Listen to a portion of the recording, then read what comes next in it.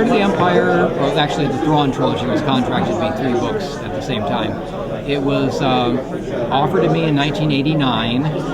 Lou Veronica at Bantam Spectre had just made a deal with Lucasfilm to do 3 novels. They suggested me among other authors. Lucasfilm people decided they liked my style, or my style would fit Star Wars best of the ones they were shown.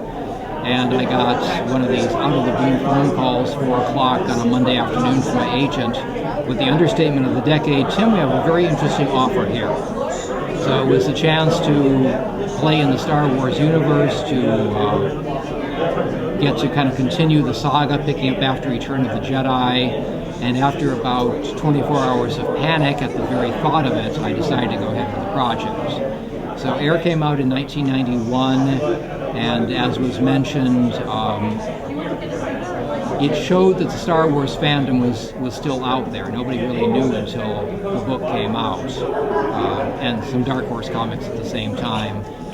It didn't so much revitalize the franchise or revitalize the fan base as it was sticking a fork in the pie crust and showing how much steam there still was underneath the surface.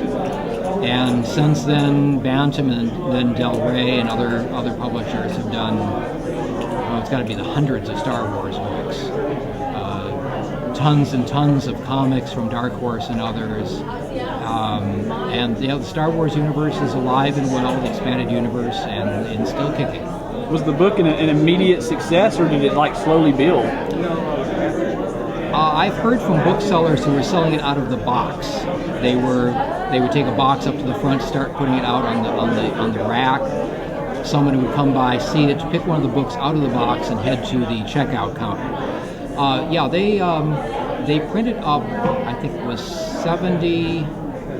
60 or 70,000 copies of the hardcover, because they couldn't get enough pre-orders to the bookstores to sell 100,000, to print up 100,000.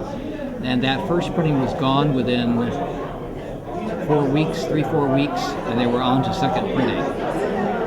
The book was popular enough that they actually were still printing hardcovers for a couple of years after the paperback came out, which my agent told me never happens.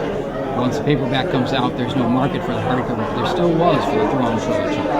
So yeah, it was an instant success, not because I had written it, but because it said Star Wars on the cover. In the first week, the only people who bought the book, because my name was there, were my relatively small fan base and my mother.